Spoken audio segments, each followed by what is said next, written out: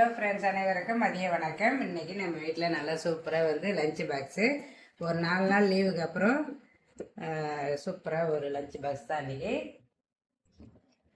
இன்னைக்கு வந்து வெள்ளை சுண்டல் போட்டு பிரியாணி.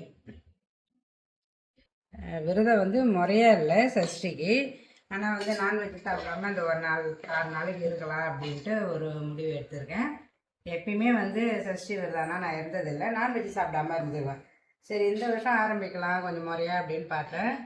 அதுவுமே வந்து கொஞ்சம் தள்ளி தான் போகுது. அதனால் வந்து நான்வெஜ் சாப்பிடாம விரதம் இருந்துக்கலாம் அப்படின்னு முடிவு பண்ணியிருக்கேன்.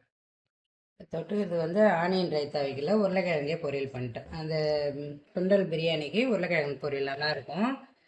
அதனால் வந்து உருளைக்கிழங்கே நல்லா மெல்லிசாக இருந்து பொரியல் பண்ணி வச்சு, அதுக்கப்புறம் பிரியாணிக்கு வந்து சுண்டலை வச்சேன். அந்த சுண்டலே கொஞ்சம் இருந்தது, ஸ்நாக்ஸ் வச்சுட்டாச்சு. அதை வந்து ஸ்நாக்ஸ் வச்சுட்டாக்கா சாப்பிட்ருவாங்க பிரேக்கில். காலைல பிரேக்ஃபாஸ்ட்டுக்கு கோதுமை ரவா கிச்சடி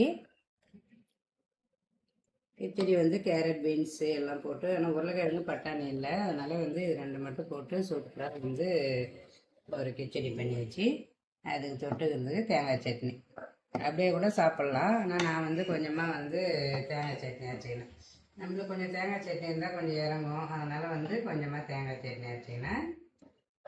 சிம்பிளாகவே இருந்தாலும் சுவை மனம் குறையவே கூடாது. சூப்பராக நீ லஞ்ச் பாக்ஸ் வீடியோ முடியும். நாளை இன்னொரு லஞ்ச் வீடியோவில் பார்க்கலாம். பாய்.